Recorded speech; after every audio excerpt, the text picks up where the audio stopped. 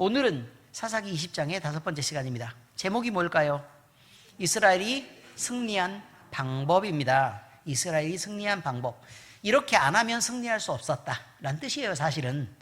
자, 그러면 이걸 보면서 우리도 이렇게 안 하면 승리할 수 없다라고 얘기하는 것입니다. 자, 36절부터 같이 읽겠습니다. 교독으로 읽겠습니다. 교독. 잘 나와 있으니까 잘 보이시죠? 그죠? 네. 36절은 제가 읽고 48절은 여러분들이 저와 함께 읽도록 하겠습니다. 이에 베냐민 자손이 자기가 패한 것을 깨달았으니 이는 이스라엘 사람이 기브아에 매복한 군사를 믿고 잠깐 베냐민 사람 앞을 피하매 복병이 급히 나와 기브아로 돌격하고 나아가며 칼날로 온 성읍을 쳤음이더라.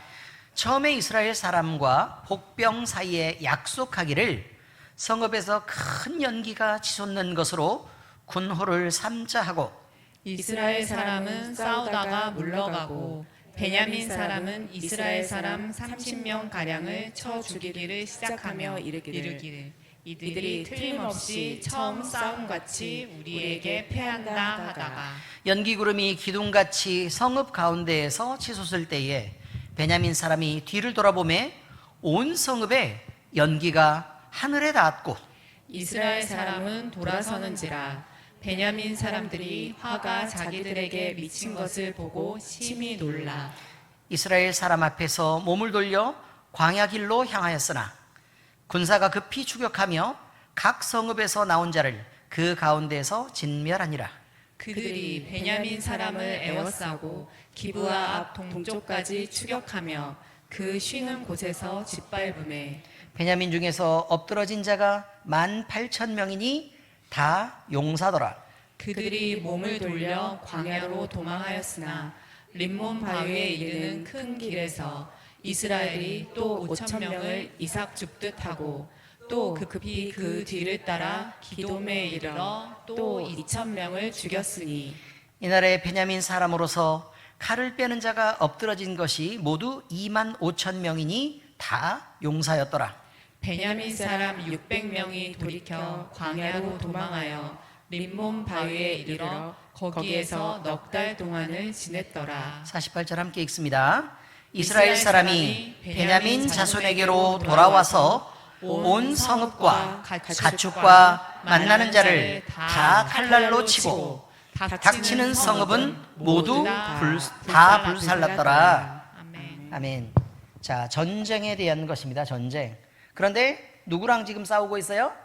베냐민 지파와 그 나머지 지파의 이스라엘 형제들이 지금 싸우고 있습니다. 근데 그 원인은 분명히 베냐민 지파가 기브아에서 잘못했던 사람들을 내어주지 않고 한번 덤빌 테면 덤벼봐 라고 얘기해서 그러면 한번 싸워보자 라고 그래서 스스로의 죄들을 회개하지 않고 덤빈 것 때문에 그렇게 이런 큰 사달이 나고 있는 것입니다.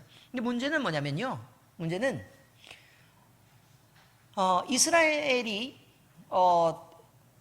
하나님이 지금 이렇게 베냐민 지파를 치게 하는 것이 하나님의 원래 뜻이었다고 하더라도 사람이 자기 임의로 결정하고 사람이 자기의 뜻대로 하나님 앞에 하나님 우리가 이렇게 결정했으니까 그러면 어떻게 누구부터 올라갔으면 좋겠습니까? 라고 묻는 것은 하나님이 허용하시는 방식의 기도가 아니다 이런 말이에요. 하나님이 허용하시는 방식의 기도가 아니다. 결국은 두 번의 전쟁에서 크게 패하고 이스라엘 형제들은 결국 어떤 걸 선택하게 되는 거냐면 맨 처음으로 돌아가게 됩니다. 맨 처음으로 돌아가서 뭐라고 얘기를 해요? 하나님, 우리가 베냐민인 우리의 형제들을 치는 것이 옳습니까? 올라가야 됩니까? 아니면 말아야 됩니까? 부터 다시 질문하기 시작하고 나서 그 다음부터 하나님께 응답을 받고 이제 하나님의 방식대로 다시 전쟁하기 시작했다는 거예요. 그런데 이 전쟁의 모양을 보니까 이렇게 돼 있습니다. 기브아 성이 있어요. 성은 조금 높은 쪽에 있는 건 아시죠? 자, 그런데 거기에다가 거기 나오는 길 쪽에다가 매복을 지금 복병을 지금 그 뭐라고 얘기를 하죠? 매복을 시켜놓고 복병들을 두고 매복을 시켰습니다. 그리고 시켜놓고 지금 베냐민인이 한참 싸움에 대해서 자신이 있단 말이에요. 자신이 있으니까 가서 몇 명 이렇게 막 지는 것처럼 해가지고 도망가는 것처럼 해가지고 쭉 뭘 끌어냈어요. 베냐민 지파의 그 용사들을 다 끌어냈다는 거예요. 그리고 나서 성으로 들어가서 막 불지르고 막 싸우고 이렇게 하니까 갑자기 뒤를 딱 돌아보니까 지금 어떻게 돼 있어요? 성이 다 불타오고 막 이렇게 연기가 하늘로 치솟고 있는 것을 봤다 그 말이에요. 야, 우리가 지금 이거 속았구나, 이거 큰일 났구나 라는 생각이 들었단 말이에요. 그랬더니 도망가던 이스라엘 그 군대들이 다 어떻게 됐어요? 갑자기 뒤를 딱 돌아가지고 댐빌라고 막 이렇게 오니까 이제 어떻게 돼요? 옆으로 빠져나가서 광야길로 도망하게 되었다라고 얘기하는 것입니다. 자, 그런데 그들이 한 전쟁들을 보니까 다 죽은 사람이 용사들이라는 표현을 써요. 그러니까 전쟁에 대단히 익숙하고 또 그 전 전쟁에서 늘 승리하던 사람들이었다는 뜻입니다. 그런데 이 사람들이 그 전쟁에서 승리했던 사람들이 이스라엘 형제들에게 당하는 걸 보니까 그들이 이삭 줍듯 했다 이런 표현을 써요. 이삭은 어떻게 주스면 돼요? 막 싸워가지고 막 이렇게 이삭이 막 피하려고 그러고 막 그랬을 때 막 못 가게 막고 그 다음에 막 이삭이 막 덤벼들면 이렇게 피했다가 간신히 모가지를 잡고 이렇게 끌고 가고 이렇게 이삭 줍나요? 아니죠. 어떻게 주스면 돼요? 그냥 떨어진 거 그냥 이렇게 주스면 되잖아요. 그죠? 그렇게 쉬웠다라고 지금 표현하고 있는 것입니다. 그러니 하나님이 허용하시는 전쟁에서 하나님이 응답하시고 하나님이 허용하시는 전쟁에서 얻은 승리들이 컸다라고 표현하고 있고, 그들이 남은 자들이 거의 남지 않고 베냐민 지파들은 거의 대부분 몰살당하게 되는 일을 결국 겪게 됐다, 이런 표현을 지금 하고 있습니다. 앞전과 비교하면 전쟁의 양상이 완전히 달라지고 있습니다. 그런데 한 가지 우리가 먼저 생각해야 될 것은 뭐냐면 우리가 하나님의 뜻을 구하면서 기도를 늘 한다는 거예요. 기도를 늘 한다는 거죠. 그런데 그 기도를 할 때 그 전에 우리가 생각을 할 때는 하나님의 뜻이 뭔지를 먼저 물어야 한다라는 걸 첫 번째라고 얘기했습니다. 첫 번째. 자, 그래가지고 우리는 분명히 두 개의 질문을 갖고 기도하는 습관을 가져야 된다라고 저번 시간에 얘기했을 때 그 첫 번째는 뭐라고 얘기했죠? 이것이 하나님의 뜻입니까? 라고 반드시 물어야 된다고 얘기했습니다. 반드시 물어야 된다고 얘기했다고요. 뭐라고요? 이것이 하나님의 뜻입니까? 라고 물어야 돼요. 오늘 그러니까 너무 당연한 일들을 말하는 거예요. 너무 당연한 거. 자, 오늘 예배를 드리러 와야 돼요. 그렇지 않습니까? 예배를 드리러 와야 돼요. 근데 예배를 드리러 와야 되는데 기도하고 오신 분 손 들어보세요. 너무 당연하죠. 그렇지 않습니까? 너무 당연하죠. 그런데 자, 공의의 하나님은 죄를 벌하는 건 너무 당연해요, 안 당연해요? 당연하죠. 하나님이 올라가라는 싸움에서 이기는 건 당연해요, 안 당연해요? 당연하죠. 그런데 그들이 두 번의 전쟁에서 이겼어요, 졌어요? 졌죠. 당연한 건 없어요, 여러분. 당연한 건 없다고요. 자, 집에서부터 예배를 하러 나오면 우리는 이런 준비를 해야 된다는 거예요. 당연히 그냥 나오지 말고, 하나님, 오늘 제가 이런 상태로, 그러니까 예배하는 게 맞습니까가 아니고, 저는, 그러니까 이스라엘 백성도 마찬가지예요. 전쟁하는 것과 그 다음에 베냐민 지파가 벌 받는 건 당연히 맞는 거라 그 말이에요. 그런데 그들이 졌던 것은 뭐 때문에 그런 거예요? 이스라엘 자신의 상태 때문에 그렇다는 거예요. 성경에서 묻는 것은 이해가 잘 되십니까? 하나님의 뜻이 거기에 있지 않아서 그런 게 아니고 이스라엘 형제들의 상태가 그냥 그랬다는 거예요. 상태가. 그래서 그 상태를 바라보지 않고 자신들의 상태를 안 보고 그냥 그저 공의만 생각하고 그저 정의만 생각해서 덤비다가 그렇게 졌다라고 성경은 지금 표현하고 있는 거예요. 다시 말하면 우리가 행동하는 것들 중에서도 옳은 건 끊임없이 많을 거란 말이에요. 예배드린 거 옳아요, 안 옳아요? 옳지요. 당연히 옳죠. 성경 말씀으로 형제들과 함께 나눔을 갖는 건 옳아요, 안 옳아요? 당연히 옳죠. 이것도 옳은 얘기예요. 성경 공부하는 건 옳아요, 안 옳아요? 성경을 배우고 공부하는 건 옳으냐고요, 안 옳으냐고요? 이것도 옳은 거죠. 함께 교제하면서 떡을 떼고 나누는 것은 옳아요, 안 옳아요? 옳지요. 성찬에 참여하는 건 옳아요, 안 옳아요? 옳아요. 근데 그 중에 가장 영광스러운 것들 중 하나가 성찬이죠. 근데 여러분, 우리가 성경 말씀을 잘 기억해 보시라고요. 성찬은 아무나 참여하라 그랬어요? 아니죠. 먼저 성찬을 참여할 때는 뭘 돌아보라 그랬어요? 자기 자신을 돌아보아서 죄에 속해 있는지 아니면 그것에 대해서 회개했는지를 돌아봐야 된다고 얘기해요. 만약에 죄가 있는 그 사람이 그대로 아무 생각 없이 성찬에 참여하면 자기의 죄를 먹고 마시는 것이라고 표현하죠. 예배도 마찬가지예요. 예배도 마찬가지라고요. 자, 여러분, 우리는 너무 당연하게 생각해서 예배를 올 때요, 예배를 올 때 너무 당연하게 생각해가지고 그냥 안 오는 것보다는 오는 게 나으니까, 그렇죠? 안 오면 마음에 좀 찔리고 그런데 안 오는 것보다는 오는 게 나으니까 그냥 와가지고 지금 앉아 있는 거란 말이에요. 그런데 여러분, 오시기 전에 기도하셔야 돼요. 오시기 전에 꼭 기도하신다고. 그리고 그때 어떤 기도를 하는 거냐면 예배를 드리는 게 맞습니까가 맞는 그런 기도를 하는 게 아니에요. 왜냐하면 성경에서는 예배를 드리라 그랬어요. 모이는 것도 당연히 모여야 된다고요. 모이기를 피하는 그 어떤 사람들의 습관과 같이 하지 말라고 얘기해요. 그리고 열심히 모여야 돼요. 공예배가 있으면 열심히 모여야 된다고요. 찬양도요, 살아있는 찬송해야 돼요. 기도도 열심히 해야 된단 말이에요. 그런데 문제는 뭐냐면 지금 여기서 얘기하고 싶은 건 분명히 얘기하고 싶은 게 있단 말이에요. 그 얘기하고 싶은 건 뭐라고요? 네 상태라는 거예요. 아시겠습니까?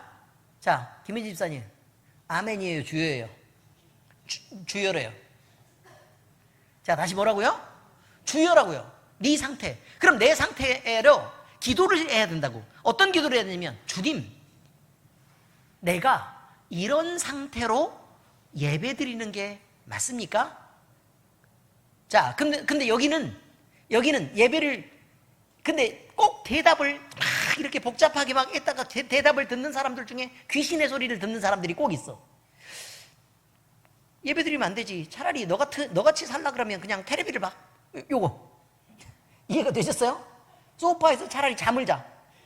그딴 식으로 예배 드리지 말고 하나님의 이름이 더러워지고 그 거룩함이 침노받는다니까. 이렇게 하시면 안 돼. 아시겠죠? 하나님의 명령을 따르면 예배는 어떻게 하는 게 맞다? 드리는 게 맞다는 거예요. 결론은 드리는 게 맞아. 그러면 결국 내 상태 중에 이런 상태로 드리는 게 맞을까요? 아니면 내가 좀 바꿔가지고 하나님이 기뻐하시는 모양으로 바꿔서 드리는 게 맞을까요를 묻는 것이지, 하나님 이런 상태로 예배를 드리는 게 맞을까요? 그러면 이런 상태로 예배를 드릴까요 말까요를 묻는 게 아니라. 이해되셨어요? 네. 그래서 오늘 금요 예배에 오신 여러분, 우리가 늘 생각해야 될 때는 하나님의 정의를 행하는 일이라도 내가 내 상태에 대해서 점검하고 기도하지 않으면 문제가 될 수 있다는 거예요. 문제가 될 수 있다. 자, 참고로요, 우리가 삶의 나눔을 가져요. 구역 예배 때 우리가 함께 나눔 가져요, 안 가져요? 그죠? 셀 모임 때 나눔을 갖습니다. 그런데 하나님이 정의를 말하는 건 맞을까요, 안 맞을까요? 맞아요. 그런데 문제는 뭐냐면 정의를 말하기 전에 뭐부터 봐야 된다고요? 그렇죠. 똑똑해졌어 이제. 내 상태를 먼저 봐야 되는 거라고. 내 상태를 먼저 봐가지고 내 상태가 이 말을 하기에 내가 먼저 찔림이 있으면 내가 회개하고 돌이키는 걸 먼저 하고 말하는 거를 멈추라는 얘기를 말하는 거예요. 그래, 나도 고칠 테니까 너도 고쳐. 그러지 마요. 이게 싸움의 원인이 돼, 다. 부부싸움 잘하시는 분 손 들어봐요. 들어요, 또 얼른. 부부싸움 잘하시는 분. 여러분, 부부싸움에 달란트가 있으신 분들은 꼭 그런 게 있더라고요. 아니, 어떻게. 그러니까 기도를 하라 그러잖아요? 그러면, 야, 하나님 앞에 우리가 부부싸움 하기 전에 상대편이 막 이렇게 막 긁고 막 이렇게 해서 마음에 안 들고 부드럽게 쳐다본다고 이렇게 쳐다보고 막 그러면 승질 나요, 안 나요? 왜 째리긴 째려요?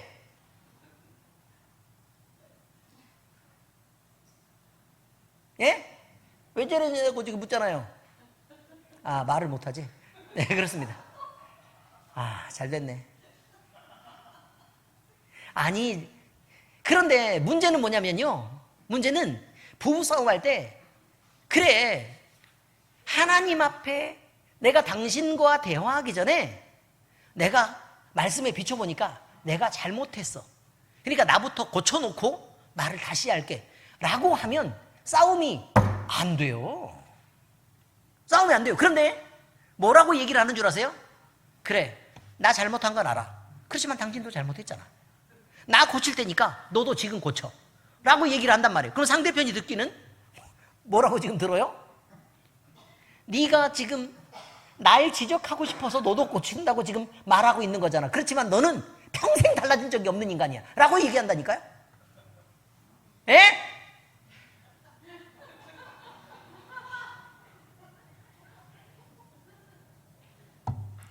바로 이런 것입니다. 여러분, 성경이 말하는 거는요, 나를 고쳐내기 전에 말하는 것을 멈추는 것이 성경이 말하는 거예요. 자, 이제 부부싸움 하는 방법 알았어요, 몰랐어요?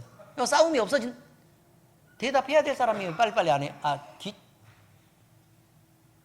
양반집이라 기침하고 그래요. 양반들은 막 큰 기침하고 그러거든. 우리는 그런 신분이 돼본 적이 없어가지고 늘 마당 쓸고 농사 짓고 그래가지고 소잡고 막, 아시죠? 두업 나르고 이렇게. 여러분, 이게 중요한 거예요. 다시 말씀드릴게요. 하나님의 공의를 행하는 자리라도 우리는 뭘 하는 게 중요하다? 자신의 상태를 점검하는 게 중요하다. 이게 첫 번째예요. 근데 자신의 상태를 점검을 하고 다른 사람하고 이야기를 할 때에도 내가 흠이 있고 문제가 있으면 나를 고쳐내기 전에는 그 공의로운 말을 입 밖으로 내뱉는 거다, 안 하는 거다? 안 하는 거다. 바로 그거예요. 이게 지혜로운 거예요. 싸움이 없어요. 그리고 각자가 그렇게 바뀌면 나 혼자 바뀌어 있는데 저 사람도 달라져 있다는 걸 나중에 발견하게 돼요. 내가 말하지 않았는데. 신기한 일이에요.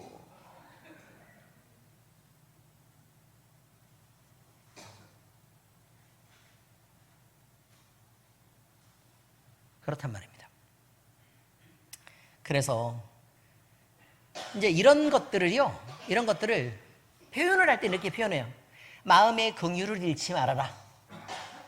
저 사람도 나와 같이 약하다는 것을 잊지 말아라. 뭐 그런 뜻이에요. 저 사람도 나랑 비슷한 성정을 가졌다는 걸 잊지 말자. 그러니까 지적하기 전에 나도 그런 실수를 할 수 있는데 저 사람도 실수할 수 있지 않냐? 라고 생각해 주기로 하자. 뭐 이런 의미입니다, 여러분. 그래서 같이 편을 들어주는 게 대단히 중요하다는 것입니다. 그래서 요나서에 보니까 하나님의 성품이 나와요. 근데 우리는 이 말에서 엄청 은혜를 많이 받아. 은혜를 엄청 많이 받는데 하나님이 우리에게 이렇게 하신다는 건 엄청 은혜가 돼. 근데 나는 그렇게 안 해. 하나님을 닮았는데. 그럼 돼요, 안 돼요? 당연히 안 되는 거죠. 요나서 4장 2절입니다. 시작. 주는 은혜로우시며 자비로우시며 노하기를 더디하시며 인애가 크시사 뜻을 돌이켜 재앙을 내리지 아니하시는 하나님이신 줄. 여기까지 하나님. 이게 하나님의 성품이라 그 말이에요. 이신 줄 내가 알았습니다. 이런 표현을 하죠. 자, 다시 하나님의 성품에 대해서 한번 읽어볼까요? 시작. 주는 은혜로우시며 자비로우시며 노하기를 더디하시며 인애가 크시사 뜻을 돌이켜 재앙을 내리지 아니하시는 하나님. 이것이 바로 하나님의 성품이란 말이에요. 그러니까 우리가 하나님 앞에 딱 나가가지고 잘못하면 발발발발 떨면서 나갔는데, 아니 하나님이 자신에 대해서 소개하시기를 뭐라고 얘기하냐면 나는 은혜롭단다. 그러니까 조금 살짝 안심이 돼요. 자비롭단다. 노하기를 더디한단다. 그리고 인애가 커서 뜻을 돌이켜서 재앙을 내리는 거를 좀 안 내리려고 애를 쓰는 편이야. 이렇게 하나님이 말씀하신다는 거예요. 하나님 자신을 소개할 때. 그럼 하나님이 자신이 하나님을 소개할 때 그렇게 표현한다는 것은 어떤 의미가 있어요? 하나님의 말씀이니까 하나님은 당연히 그 말을 지켜야 돼요. 그죠? 이렇게 하시겠다고 얘기한 거예요. 이렇게 하시겠다. 그런데 우리는 하나님 앞에 우리가 잘못했을 때 하나님의 은혜 속에서 용서함을 받고 하나님의 자비하심 속에서 이해가 되고 또 하나님이 노하기를 더디하시니까 좀 오래 참아주시고 인애가 크사 뜻을 돌이켜 재앙을 내리지 않아서 지금도 여전히 살아있는 거 아닙니까? 그때마다 두들겨 맞았어 봐요. 죽어도 벌써 죽었어요. 바로 이런 거죠. 그러니까 이것을 아는 우리는 그저 내가 받은 용서만, 하나님한테 용서만 받은 것을 우리가 그저 받고 끝날 것이 아니라 우리는 하나님의 자녀니까 하나님의 성품을 우리 안에 갖고 있는 것이 중요하다는 거예요. 이해가 되십니까? 넌 지나가는 사람이 딱 아버지 이름이 어떻게 되시냐? 라고 물었어. 그러면 아버지가 누군데요? 라고 이름을 대답을 했단 말이에요. 그죠? 그럼 동네에서 그 집 아들이야? 아이고 딱 그놈 아들이 맞네 이렇게 표현했단 말이에요. 이해되셨어요? 그럼 딱 그놈 아들이 맞네의 표현이 뭐예요? 아버지랑 판박이 같이 닮았네 이런 뜻이에요. 생긴 것만 그렇게 말할까요? 아니죠. 성품까지를 포함하는 거죠. 하나님은요 우리에게 하나님 닮은 모습이 있기를 바라요. 저기 식당 가가지고 내가 놀란 일이 있어요. 야, 식당에 있는데 애가 너무 귀엽게 생겼어. 너무 귀엽게 생겼어. 예쁜 구석이라는 악어는 하나도 없어. 불독같이 생겼어. 불독같이 생긴 게 그러다 보니까 애가 막 너무 귀여워요. 예쁘다고 말하기는 좀 많이 어려워. 그런데 보니까 할아버지가 그 조그만 애기를 보고 막 좋아서 어쩔 줄 모르는 거예요. 막 그 애기만 막 붙잡고 보니까 둘이 똑같이 닮았어. 할아버지하고 아마 그 집 손주처럼 보여요. 어디다 내놔도 다 똑같이 그렇게 닮았더라고. 그런데 여러분, 옆집 아저씨 닮은 거하고 나 닮은 거하고 어떤 게 나아요? 나 닮은 게 낫죠. 그렇지 않습니까? 옆집 아저씨 닮은 거하고 나 닮은 거하고 어떤 게 낫다고요? 나 닮은 게 낫지. 그죠? 나 닮아야 사랑스럽고 나 닮아야 이쁘고 그냥 그런 거란 말이에요. 우리가 우리 마음속에서 마찬가지예요. 하나님이 너희는 하나님의 자녀네, 하나님의 백성이네 이렇게 얘기할 때는 누구의 성품을 닮아야 된다고요? 하나님의 성품이 우리 안에서 나와야 된다고요. 그리스도인이네 라고 말할 때는 여러 번 반복하는 거예요, 제가. 근데 이걸로 여러분들이 막 불만을 갖고 막 이렇게 얘기를 해도 나는 할 말이 없어. 맨날 목사님은 그리스도인은 예수님 닮아야 된다고 설교할 때마다 맨날 그렇게 얘기를 하고 그랬어 라고 해서 여러분이 지루해지면 그 말을 안 하게 하는 방법이 딱 있다고요. 이런 설교가 여전히 반복되지 않게 하려고 그러면 어떻게 하면 돼요? 닮으면 돼. 왜 굳이 안 닮으면서 그렇게 하지 말라고 그렇게 막 댐비고 인상 쓰고 그렇게 하냔 말이에요. 그럴 필요가 없어요. 여러분, 그리스도인은 누구를 닮아야만 해요? 예수님을 닮아야만 해요. 근데 사실은 틀린 말이에요, 그게. 그리스도인은 껍데기를 벗겨놓으니까 예수님밖에 안 남더라. 이게 그리스도인이에요. 근데 껍데기를 벗겨놨더니 나도 있고 예수님도 있고 세상도 있고 막 이것저것 막 뒤범벅해서 막 섞여 있어. 그래서 맛있는 여러 가지가 막 섞여 있단 말이에요. 맛있는 여러 가지가 뭐가 섞여 있는 거냐면 순댓국과 케이크와 망고 주스가 섞여 있는 거랑 똑같아요. 우리 속이. 어때요? 상큼하고 달콤하고 고소하고 짭짤하겠죠. 그렇습니까? 뭐하고 뭐가 섞여 있는 거라고요? 망고 주스하고 그다음 순댓국 그다음에 생크림 케이크 이게 지금 섞여 있는 거랑 똑같단 말이에요. 여러분 이걸 섞어 놓으면 어떻게 돼요? 먹어요 못 먹어요? 못 먹죠. 우리가 그렇다고 우리를 열어서 보시란 말이에요. 여러분 예수 그리스도도 있고 세상도 있고요. 그 다음에 나로 가득 차 있어요.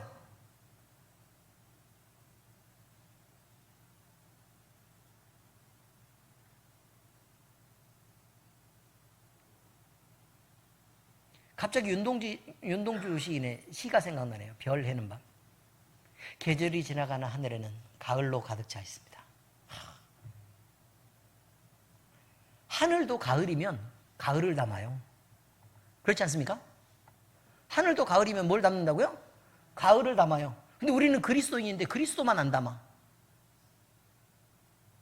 주여입니다, 주여. 어떻게 이런 일이 있을 수가 있겠습니까? 여러분, 긍휼을 가져야 됩니다. 왜냐하면 하나님이 우리를 용서하시고 사랑하셨기 때문에 긍휼을 가져야 된다라는 것을 꼭 기억하시기 바랍니다. 그래서 우리 안에 정의를 실현하는 것도 중요한 일이겠지만, 근데 정의 이전에 우리는 그걸 가져야 돼요. 우리가 정의를 실현할 자격이 있나? 정말 그럴 수 없다면 우리는 정의를 실현하기에 앞서 우리 자신을 먼저 돌아보고 내 자신을 고쳐내는 것을 우선해야 할 것이다 라는 것입니다. 그리고 하나님 닮아야 하고 예수님 닮은 모습으로 늘 그렇게 하나님을 투영하고 예수 그리스도를 반사하는, 또 예수 그리스도가 그냥 삐질삐질 새어나오는 우리 모두가 될 수 있기를 우리 주 예수 그리스도의 이름으로 축복합니다. 그러면 이 세상을 사는 것도 의미가 있어지고요, 죽는 것도 의미가 있어집니다. 네, 기도하겠습니다. 하나님 아버지, 가을 하늘은 그저 하늘인 것 같아도 가을을 가득 담습니다. 우리 그리스도인들은 그저 우리 같아도 예수 그리스도를 가득 담은 모습이어야 될 줄로 알고 우리의 모습들을 지금 열어보면서 우리는 참으로 부끄럽기 이를 데 없습니다. 아버지 하나님, 주님이 우리를 사랑하시고 용서하셨는데 우리가 그 사랑을 받고 또 그 사랑을 누리면서도 우리가 사랑하고 용서하는 일에 예수님을 닮은 모습을 드러내지 못했음을 고백합니다. 아버지 하나님, 우리가 사랑하고 용서할 수 있도록 주여 우리를 바꿔내시옵소서. 우리가 우리 주님의 말씀에 긍정적으로 동의하게 하시고 그 동의한 말씀을 결단하게 하시고 그 결단한 것들을 반드시 하나님 앞에 지켜 내 자신이 변화될 수 있도록 노력할 수 있는 은혜를 주님 허락하여 주시옵소서. 때때로 안 될 때마다 성령 하나님께서 우리 마음을 감동하시고 지적하시고 또 채찍질하시고, 그래서 아버지 하나님, 우리가 예수님 닮은 모습으로 점점 변해갈 수 있도록 주여 우리를 이끌어 주시옵소서. 하나님이여, 우리는 남을 지적하기보다 내 자신을 먼저 바꿔내게 하시고 하나님의 정의를 실현하기보다 오히려 아버지 하나님이여, 하나님의 정의 앞에 내 자신을 바르게 세우는 우리 모두 될 수 있도록, 그리고 우리 교회 될 수 있도록 주여 인도하여 주시옵소서. 장례가 진행되는 우리 이권준 성도의 장례 위에 주님 함께해 주시옵시고, 사랑하는 이를 떠나보내는 가족들의 마음을 주님 위로해 주시옵시고, 그 마음 가운데 우리 주님의 사랑이 가득 차도록, 또 교회가 내미는 그 손이, 그 따뜻한 손이 빈자리의 외로움을 가득 채울 수 있도록 아버지 하나님이여 그 마음에 위로되게 하시옵소서. 살아계신 우리 주 예수 그리스도의 이름으로 감사하며 기도합니다. 아멘.